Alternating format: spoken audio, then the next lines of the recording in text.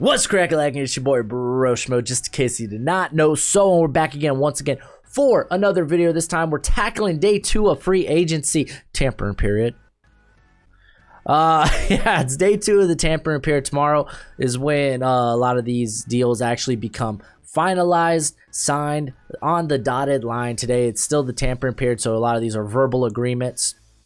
But we'll go over what transpired here on day 2. I'll give you my grades for what these teams have done throughout this free agency tampering period. But before we get into that, go ahead, become a bro and subscribe. Leave that thumbs up if you enjoy the content. And go ahead and indulge in a little football discourse in the comment section below. It helps the video out a ton, so I really do appreciate it. You could go check out Titan Upload. I was just on his channel during his live stream talking NFL draft, what the Titans may do, and some other NFL teams. So if you're into that, go check out his channel. He does a lot of good content, man. He does some good work, so show him a little love. Let's go ahead. Let's get into it. Of course, I am using Tier Maker because, well, it makes it easy on me with the graphics, so I do appreciate that. You will see code BROSHMO. That is for walkthemock.com. It is a live draft simulator where you can draft against real life people. We actually do this every Monday, and we actually do a mock draft where you could draft against me or the viewers. And if you become a premium member, you could do it monthly, you could do it throughout the year. Use code BROSHMO. Gets you 20% off. Uppercase. That means all caps, baby. So people helping people, you help me, I help you. And then you come join one of our mock drafts and try to do better than me. Shouldn't be hard. Judging by my comment section, shouldn't be that hard. All right, so let's get into the nitty gritty. I'm going to be looking at both screens here, or I'm going to be looking at multiple screens here. I got like the sign-ins, I got departures, I got Twitter feed open because news is still rolling in. It's been crazy. But we're going to go division by division. We're going to start with the Bills, and I've loved what they've done with free agency. They've managed to retain a lot of their guys, which is great. That just builds a beautiful culture when you reward players that played well for you. So I like that. What they have done is bring in, though, Emmanuel Sanders. They also brought in Matt Hack. So watch out, man. That man could throw a good touchdown. Dolphins know. But again, I've liked a lot of what they've done. So I think they're an easy A for me. By the way, the scale in here, A being the top, which means I absolutely loved it. I think they've killed free agency. B means, yeah, I feel good about it. They've made some good moves. C is like I'm a bit neutral. There was some good, there was some bad. Maybe they were a bit too stagnant. D, absolutely hated it. They suck, essentially. And then I put NA here if teams haven't really been able to make moves or chose not to make moves. So there will be teams that fall into that NA category. But let's continue with the list, and we're going to go to my Miami Dolphins. Fins up, baby. Fins up. And they were secretly quiet on day 1. They did make the trade, or I think it was like this past weekend, for McKinney, trading Shaq Lawson, who they just acquired this past offseason. They released Kyle Van Noy, who they just acquired this past offseason. So I was a bit worried. They brought in Isaiah Wilson. I wasn't really high on Isaiah Wilson, but they got him for peanuts. But the deals that they made today, Jacoby Brissett, solid. He's a solid backup. Malcolm Brown to add to that just running back rotation. I really did like that as well. But I expected the Dolphins to make a bigger splash. I mean, a lot of the free agent wide receiver class is still out there. Kenny Golladay, Will Fuller, and such. But I did expect them to make a bigger splash, so it's kind of a C for me. I don't really feel any which way about it. I'm not impressed. I'm semi-disappointed, but I don't think we've done anything that's like permanently harms the team. You can make a case for Kyle Van Noy, but I think it's fine. I kind of assumed they were trying to make space to make this big play, this big move, and that kind of hasn't happened. So I'm going to give them a C. We're going to move on to the New England Patriots, and this was, I was taken to task by a few of you in the comments for day 1 video where I was like, I didn't like some of their deals. Look, upon further review, but because, hey, I could be wrong, man. I'm only human. I'm human. I'm not a robot. And it's my opinion. It's subjective, not objective. But a few of the contracts that I didn't like, they do have easy outs after like the first and second year, like with the Jalen Mills, Nelson Aguilar. But I did say I did appreciate how aggressive they were in free agency. The most aggressive Bill Belichick has ever been in free agency. I loved the Cam Newton deal. Initially a 1 year, $5 million with a bunch of incentives. Again, they continue to make great deals. Bringing in Hunter Henry. Now this ain't gonna be like Aaron Hernandez and Gronk, but they will run a ton of 21 personnel. 21 personnel, 12 personnel. You get what I'm saying. But they will run a lot of that, but I don't. You're getting a different type of dynamic there with those guys. So I like it. The Patriots, they've done a good job. I don't know why. It's an easy A for me, but this kind of tells me that they might be in the market, in the quarterback market in this draft class. I think that might be the case. Because I know it's a staple of the Patriots to trade out of the first round. But I mean, they brought in a lot of people. I think if they want to move up, they can move up if they want to get a guy like Justin Fields or Trey Lance. So I'm just throwing that out there. Might not be the case. Probably not. I'm trying to connect dots that might not even should be meant to be connected. The New York Jets, they're an easy A for me. Let's get them up there. I love what they've done throughout free agency. Getting Corey Davis, where I would have liked them to get maybe more speed, but you can do that through the draft. Carl Lawson, I thought was a very good signing. I think he's a good fit for Robert Saleh's scheme, as well as Jared Davis. Man, he's extremely athletic. I know he hasn't really panned out to much of anything, but I mean, I don't think you give up on a guy like that. Like if I feel like. And especially with the contract they gave him, it's 1 year, $7 million. But to get to that $7 million, there's some incentives in there that he has to meet.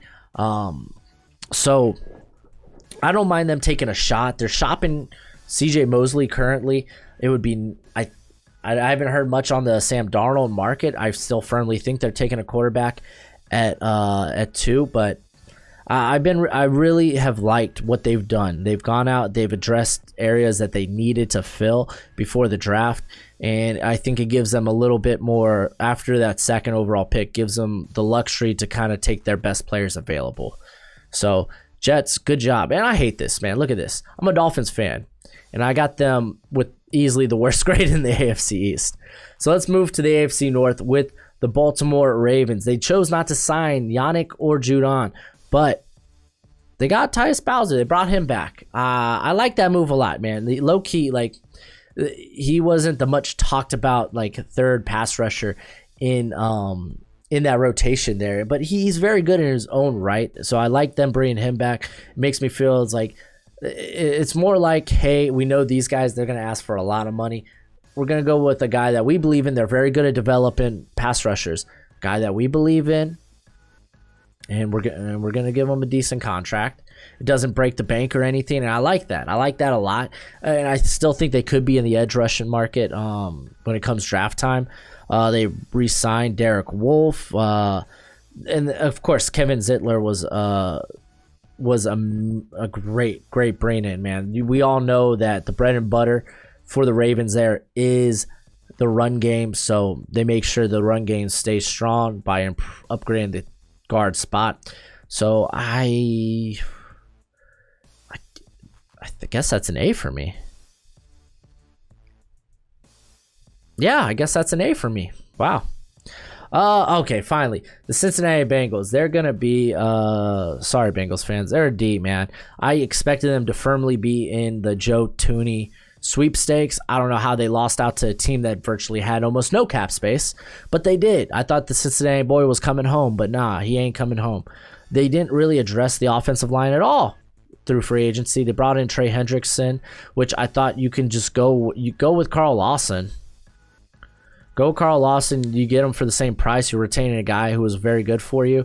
Trey Hendrickson, he just kind of popped off this year, so you're kind of taking a risk there. But I don't know, maybe he didn't fit the scheme there. I do like the Chidobe Awuzie deal. I think he comes in and he's a good pairing with Trey Waynes, Mike Hilton, one of the top slot guys in here. 4 years, 24 million. I think that's a good price, but not addressing the offensive line after what happened to Joe Burrow, I think is negligent. You can go in the draft and you can draft guys for your offensive line. What if you end up with another Michael Jordan? And we ain't talking Bulls. But like, what if that happens? Like, you don't expect these guys you draft to be like almost immediate impact players. They're rookies. So I thought it would be important to bring in some veteran presence, and they have yet to do that. The Cleveland Browns. I like what they've done. Joe Johnson, I thought, was an absolute steal at 3 years, $33 million. Bringing in McKinney on a 1 year, $4 million deal, and it could be up to $4 million, I think is wise. He playing opposite of Myles Garrett. You expect he should be able to succeed in that type of situation. So, like, where else do they go from here? There's still some good slot corners there in the market. I'm a little bummed they couldn't bring back Terrence Mitchell, but it's fine. I think this really opens up some possibilities of what they can do in the draft. So there again, man, I love giving these A grades out. Apparently, I think they've done well. The Pittsburgh Steelers, they're a bit much like every offseason. They're a bit tight on the cap, but I thought it was important that they brought Cameron Sutton back. I thought that was key. They brought Zach Banner back, so he might. It sounds like he's penciled in as left tackle. Resign or get in BJ Finney. It kind of helps there at the center position. He's a bit versatile. You can move him along the offensive line. Solid, but I mean, they weren't really going to make any big moves. More so just try to keep some of the guys they have in town. So I'm just going to put them at NA just because I like that they're trying to retain some of the talent there, especially with Mike Hilton gone in free agencies. I thought bringing back Cameron Sutton was kind of vital, and only on a $9 million deal for 2 years was pretty good. But still, I'm gonna just put them at NA.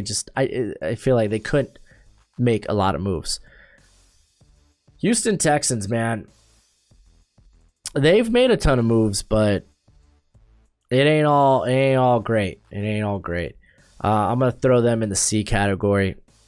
Like, they've made some decent moves. Like, I like them bringing in Terrence Mitchell. I love that they brought in where are you at? Did they bring in oh my gosh, I can't think of his name. Kevin Pierre-Louis? I'm pretty sure they did. I don't see him on here though. I'm gonna go confirm that.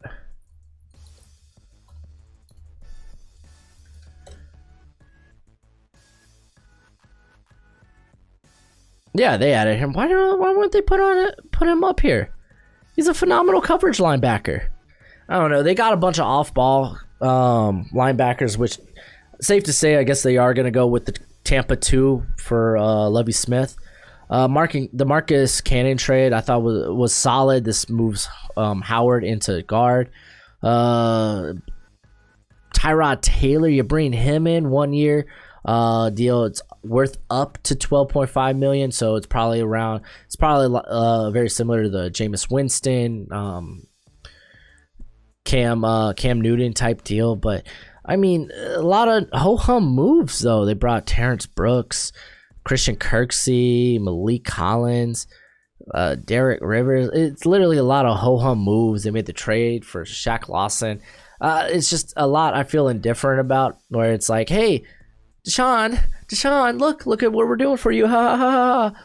We're doing all this for you. And it's like, you're really not making any big splashes. Like, but I mean, I appreciate them trying to rev up the roster, but it's not like they can do it in the draft. All your draft capital, gone. So yeah, I don't really feel any which way about this. The Indianapolis Colts, they're kind of focusing on trying to retain their players, trying to get extensions done with guys like Xavier Rhodes, Darius Leonard, which when you draft well, which I know Xavier Rhodes was a free agent, but they're trying to re-sign him. But when you draft well, then you could focus on trying to retain your guys. You don't need to be active in free agency. And I like that. I would wish they would maybe make a move at wide receiver, with this class. That's yet to be seen. So I'm going to throw him at NA right for now. Oh, then the Jacksonville Jaguars, man. Oh my goodness. They were close to being a C. I think I'm going to throw them in the B tier. Here, I'll put them there and we'll talk it out and see if that's warranted. The Jamal Agnew deal, I guess it could be worth up to $21 million. It's not necessarily a $21 million deal, which is what I thought would be ludicrous for a guy that just became a receiver and he's really just a special teamer. So I thought that was pretty ludicrous. I do like that they brought in Marvin Jones. They brought in Philip Dorsett. I kind of questioned the signing of, Chris Manhertz, who was primarily a blocking tight end. He saw a little over 500 snaps there for Carolina last year, so I was like, okay. But they focused on retaining Smoot. They brought in Tyson Alualu, which is great. He could play nose there with Devon Hamilton. I thought that was a good get. They also traded for Malcolm Brown, so they added a lot of pieces to make this switch to a 3-4 defense. Smoot, he can kind of probably play a 5-tech. They also brought in Roy Roberts Harrison, which I thought they kind of overpaid a bit for him, but I mean, they're adding pieces to this defense on the front seven that just fits this new scheme. So I don't hate them for that. I do like that they re-signed Sidney Jones. I thought that was great. Shaquille Griffin, I thought was a good sign-in as well. Rashawn Jenkins, I kind of don't get it. 4 years, $35 million. It could be up to like 30. It could be worth up to $39.5 million. That's its maximum value. But I mean, why not go for a guy like John Johnson, who went for 3 years, $33 million? You're paying like what? Maybe like 2 or 3 more million for the guy, and I would say he's a considerably better player than Jenkins. That's just my take on it. I like that they made these moves, mainly so in the second, like the corner position. Bringing back Sidney Jones, I thought was very vital, and then Shaquille Griffin. I just kind of expected a bigger splash than what they've done. But it's not like I don't hate it. I feel a bit better about it. I appreciate them making moves, I guess. Tennessee Titans, they've done some things, haven't they? So they brought in Bud Dupree, Danico Autry. We've kind of already known that. They brought in Kendall Lamb and Janoris Jenkins, which I was like, I guess those are good depth pieces. But then they proceeded to release Dennis Kelly and Adoree Jackson. Like, I don't know how they couldn't come to some type of agreement of re-signing Jackson. When healthy, he is a top 10 corner in this league. That's just the facts. So I hated to see him leave. I guess they expect maybe Christian Fulton to make a big leap in year 2. Because Jenkins, he's not a number 1 corner. Maybe they're going to be active in the draft when it comes to corner. But you could say the same about right tackle. No more Isaiah Wilson. They got rid of Kelly. Lamb he's really just he's not even a replacement level starter. He's a rotation player. He's a bench player. He's a depth piece. That's about it. But I really did like the Autry pickup, and even though I think Bud Dupree, they probably overspent, but I'm kind of questioning some of the moves that they've made. In terms of the releases, I thought those were really bad releases. Yeah,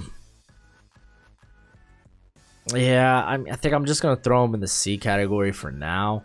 I really want to put it at D, but I just don't know what they're freeing up space for. Couldn't have been for Jenkins and Lamb. That's all I'm saying. So I'm going to throw them at C for now. Denver Broncos, I want to give them an A. I think they've done an excellent job in free agency. Franchise tagging Simmons, knowing that he's going to get a long-term deal. Both sides are very active. Retaining Shelby Harris, I thought was phenomenal on a 3-year, $27 million deal, which is relatively cheaper than I thought he'd get. And then Ronald Darby, I thought was a great pick. Again, another guy, when healthy, which he's been healthy recently. You could easily say he's like a top 15 corner in the league. He's played very well. And I really like the scheme fit. So yeah, Broncos, easy A for me. Just depends now. What do you do with Andy Dalton off the market? What are you doing at quarterback? Do you really believe in Drew Lock going into 2021? We'll see. Kansas City Chiefs. Some way, somehow, they grabbed they grabbed Joe Thuney. 5 years, $80 million. I don't know what that means for the cap space in the future, but I'm sure it's going to be difficult. But they're in desperate need of a tackle, man. You've lost your top 3 tackles. I know Lucas Naeem, like you bring him back after he opted out his rookie year, but oh man, dude, it's I gave it an A because I really liked them bringing in Thuney, but it was such a big price. I don't know what this means in terms of the rest of their cap space. How can they remain active? But I do love Thuney, so I'm going to downgrade. I think I gave it an A yesterday. I'm going to put it in the B category. Then the Las Vegas Raiders. Let me tell you something.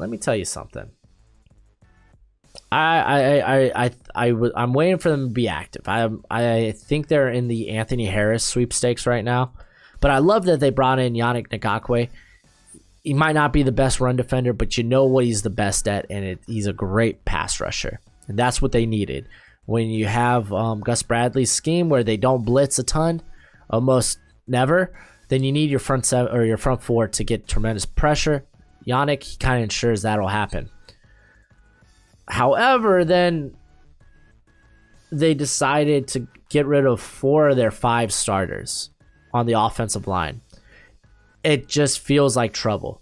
Like Trent Brown, they traded. I get it, man. He's a guy that just doesn't play full seasons. Like he's hardly seen a healthy year. Richie Incognito, which I heard that they plan on re-signing him. I'm like, okay, fine. Gabe Jackson, guy that was up there in years, but his production was still fine. But then Ronnie Hudson, one of the best centers in the league, they just released. I don't think them signing Yannick is enough to save them from a D grade at this point. That was bad. Like at first I was like, I get the Trent Brown trade. I get releasing both guards. Okay, I understand. But Ronnie Hudson, man, I don't understand it. I don't get it. I think he leaves a lot of dead money too. So overall, it was just interesting that they decided to go in that direction. Trade alert. Oh, sorry. I got my Twitter open too, just in case. Some of this news. So Michael Brockers just got traded to the Detroit Lions. Or they're finalizing a trade. Oh, well, that's important to know once we get to the Lions. All right, so we are starting the NFC officially now. No, we're not. We missed the Chargers. Chargers, I love what they did. Oh, what? There we go. I like what they did. They were active in the areas that mattered. They got Matt Filer, who can play tackle. He can play guard. He gives you a little versatility, and he's always graded out pretty well. As well as Corey Lindsey, probably one of the better centers in the league. He's easily a top 5 center, I think, after last year. With a reasonable deal, a lot of it's front-loaded on that 5-year deal. Re-signing Mike Davis, I think was kind of key because I guess they considered Casey Hayward didn't really fit the scheme, but brought in Michael Davis, who I think is a competent corner too. So I like what they've done there, prioritizing the offensive line, much like a certain Bengal team should have. All right, now let's get to the NFC. We're going to start with the Dallas Cowboys. They couldn't really do much of anything in free agency outside of, like, they brought Dak back. That was more so, like, they kind of had to do something about that. Going with the quarterback rather than what you don't know in the draft, and you're kind of out of position to really draft one of the top 4 quarterbacks at 10 there. So they gave him a 4-year deal, which I think is fine. He's going to be able to pick up another contract. It kind of lets your offense continue to be elite. Yeah, it just means they really have to draft well. They have to hit on picks when it comes to defense. So there's a little pressure there, but I think I'm going to give them a B. They went with the pick. They went with what they had to do. So they probably won't make a ton of moves here. They might be active, trying to get some cost-effective or budget type of players, low cost players. So maybe they get like Keanu Neal. I already heard they were in talks with Kazi, which I'm a big fan of, so I like that. So we'll continue to see how all that goes down. And then the New York Football Giants, I'm not too wild about their moves. They got Booker, that's fine. Devontae Booker to be a backup for Saquon, it is what it is. John Ross, I do like that. 1 year deal, $2.5 million. They got a speedster. So Danny Dimes, they want Danny Dimes to throw deep. But this Leonard Williams deal, I don't like it. They threw the tag on him, and then they decided a 3-year, $63 million deal. And it looks like they can maybe get out of it after the second season. I like Leonard Williams. He's a very good player, but I think they overpaid a whole lot for him. Yeah. So, yeah, it looks like they wouldn't be able, like, I'm trying to look at the details right now. It looks like they won't be able to get out until year 2 of that deal. Like, he's a vital player, but I think they overpaid, so I'm going to stick him in C. Like, I understand, but I still kind of don't like it. But he is a very good player. So I think C is kind of a fair grade here. The Eagles, they couldn't really do anything in free agency, so we're going to throw them in NA. I think the only thing I've heard coming from the Eagles is they've restructured Brandon Graham. That's about it.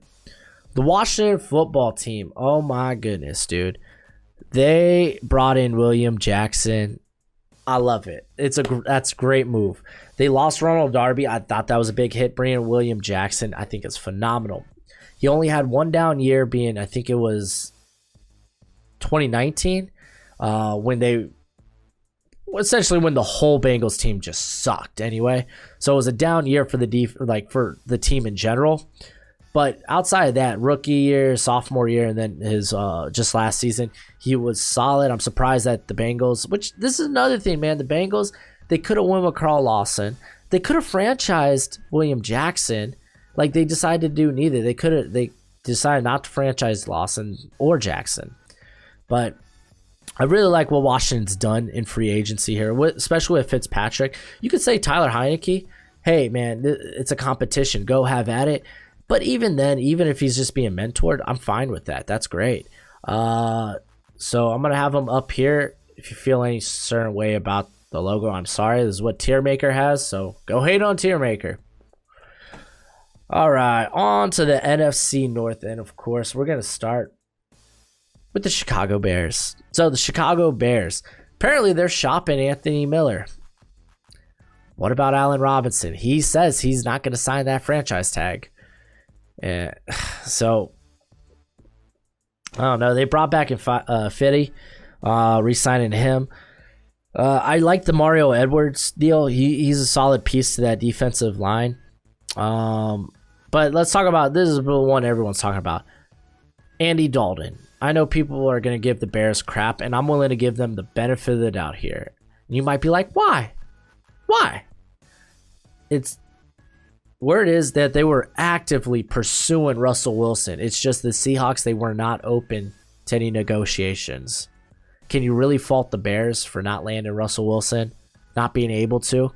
So they do the only thing they could do. They go to free agency, and they're like, well, there's Andy Dalton. We're going to take Andy Dalton. Apparently the Niners were interested in Andy Dalton. Very interesting. I mean, outside of trading for someone else, like, I don't know what the Bears could have done outside of maybe trying to trade up in the draft, but they're sitting there at 20. It's going to be expensive to trade up. I honestly believe this was the best move that the Bears could have made. It sucks. That's just the truth of the matter, though. I'm going to put them in C. I don't think it's a terrible move. At least they're making a move. And Andy Dalton, he's going to win them some games. At least you're not going into the season with just Nick Foles. You got Andy Dalton. This might be a competition, maybe not. I think Andy Dalton, he's a competent starter. He may not be a top 20 guy, but I think he can definitely still win with this team. I'm a bit concerned about the receiver position at this point, but I guess we'll see. I'm going to give it a C. That might get a little flack, but it is what it is. Detroit Lions. So apparently they brought in, they got Michael Brockers now.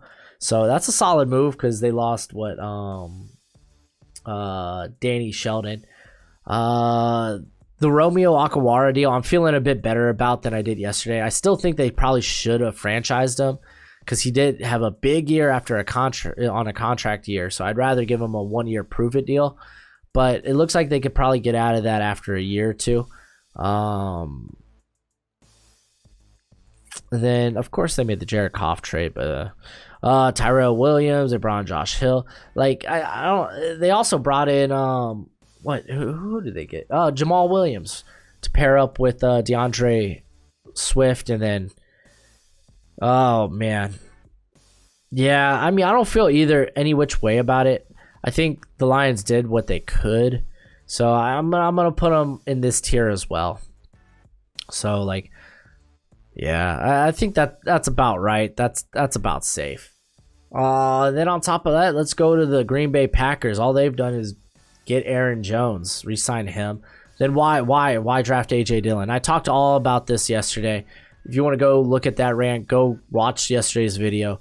I really don't want to go into it too much. I don't want to beat a dead horse, but it just, for me, it feels like this franchise doesn't know what it's doing in terms of the running back position. Like, there's no point in drafting AJ or drafting AJ Dillon if the plan was always we're going to bring back Aaron Jones. You could find an adequate backup day 3. Why go in the second round? They still need help at receiver. They let Corey Lindsey walk. I just don't feel good about it. I'm gonna give it. I'll give it a C, just because Aaron Jones is a great running back, and that's out of respect to him, not to you Packers, not to you. All right, Minnesota Vikings. I like what they've done. I think they've done the best with the little bit of cap they could. I think obviously the big get is Dalvin Tomlinson being able to play next to Michael Pierce is real solid. You get that's a scary tandem in the middle, because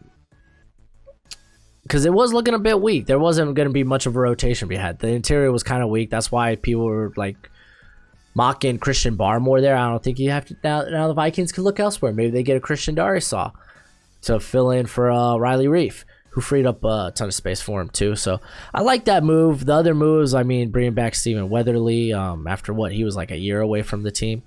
Rashad Hill, bringing in Nick Vigil. It's just the low-key moves, just some depth pieces. I'm going to give him a B just because I really do like that Tomlinson deal. So that's your NFC North. So we're going to be heading to the South. The Falcons, all they've done is acquire Lee Smith in a trade. For the Bills, I didn't even talk about the Zach Ertz. Like, Zach Ertz, he's allowed to seek, they've given permission to seek out a trade. And it sounds like the Bills, they are in the market for it. But the Bills trading away one of their own. Lee Smith, there's some upside to him, but I mean, the Falcons, they're kind of strapped in terms of cap. They haven't really made any moves. Not that I think they can, so I'm going to throw them in NA. And then the Carolina Panthers, you already know, this is a D, dude. I hate what they have done. Like, you had money, a little bit of money, make a big splash, try to get something to improve your line. I don't think they've done that. Outside of franchising Taylor Moton, which was a no-brainer, they let Pat Elflein. They brought in Pat Elflein, who hasn't been good since his rookie year where he played at center. He's not going to play center there. He's going to be a guard for the Panthers, which position he's struggled tremendously at. And then they brought Cam Irvin, who's really just a depth piece. He is he's a backup. So I don't think they have the line figured out by any means, but that has been the only moves thus far. So I'm a bit, it's a bit sad for me. The Saints, the freaking cap space Houdinis themselves, man, they've made some good moves. They made some to get in this predicament. Like, even the Taysom Hill, 4 years, 140 million, which isn't outlandish as you think, or as at least how it sounds. But they brought back James Hurst, probably their top offensive lineman, like backup. The tag to Williams was great. They brought back Ty Montgomery on a very, very team-friendly deal. And I like the Jameis Winston deal. It's a 1 year, $5.5 million, which can turn into $12.5 million with incentives. So I like that type of deal. It's going to might be a competition at camp. I think Winston actually wins this. And we're going to get to see what Sean Payton and Jameis Winston can really do. Overall, I'm impressed. I'm going to put them in the B category. I'm impressed with what they were able to do, how they're able to keep. It's going to be more impressive next year, how they're going to extend guys like Ryan Ramczyk, Marshawn Lattimore. But they've made believers out of me. I have no idea how to manage cap space. All hail the Saints. Maybe the Chiefs are been getting advice from the Saints. Then the Tampa Bay Buccaneers. This is kind of a no-brainer too. I think it's an A, easy A for me. Let me see how that. Okay, that's still visible, or you can still see how. You can still see everything going on. That's what I was worried about with my cam. So don't mind me.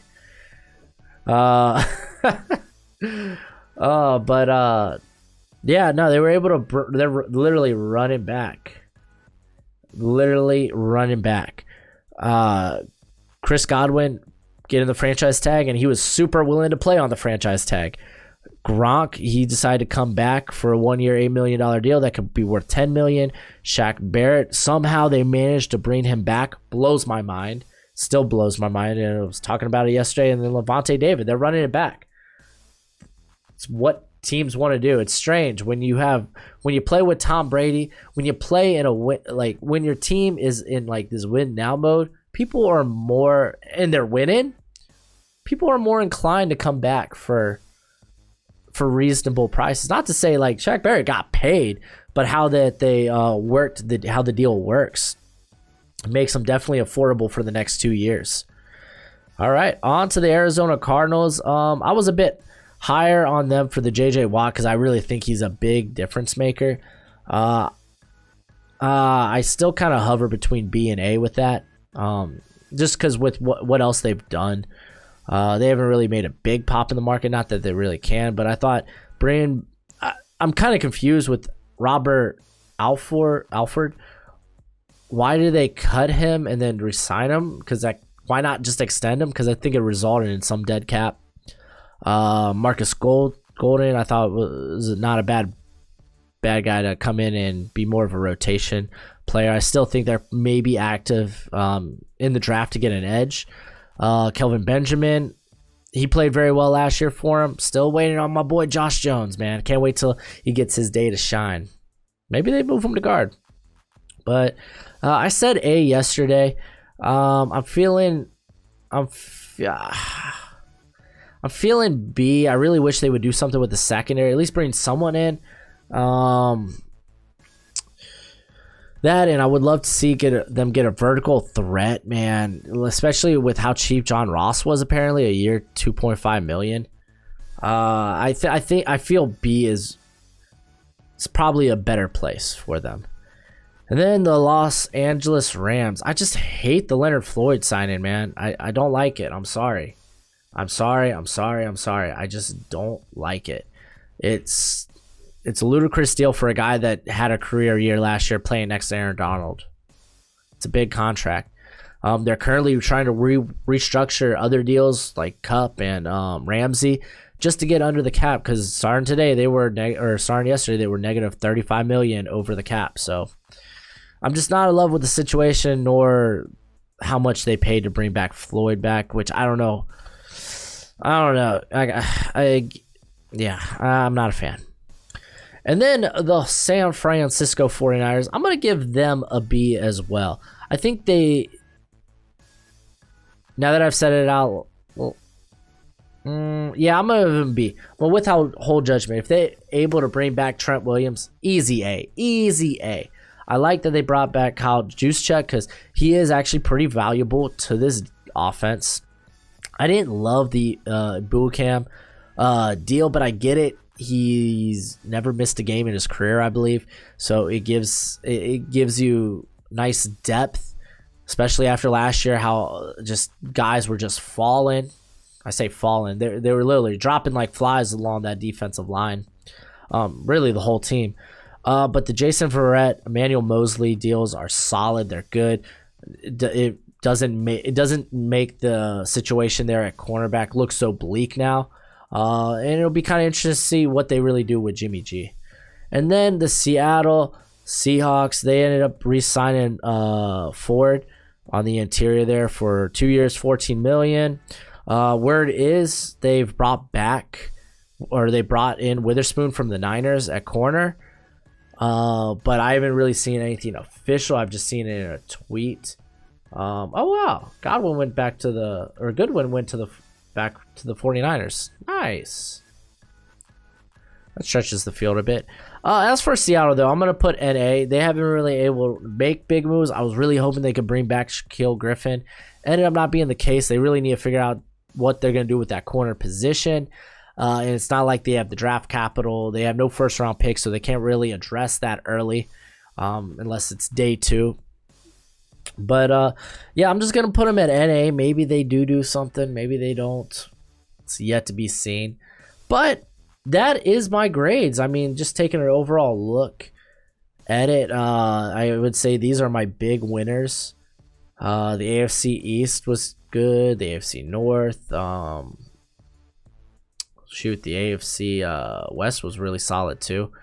The guys that I just feel like really lost here, definitely the Bengals, the Panthers, the Raiders, the Rams, and it's not surprising that really there's only one playoff team among those teams that did poorly in my opinion in free agency on day 1.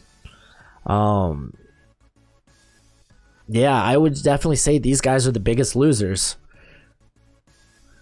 So let me know what you think in the comment section below. This video is just kind of going on and rambling now. But yeah, that's it for the video. Go ahead to the YouTube thing. Thanks for hanging out with me. And until next time, you be easy, my friends. Later.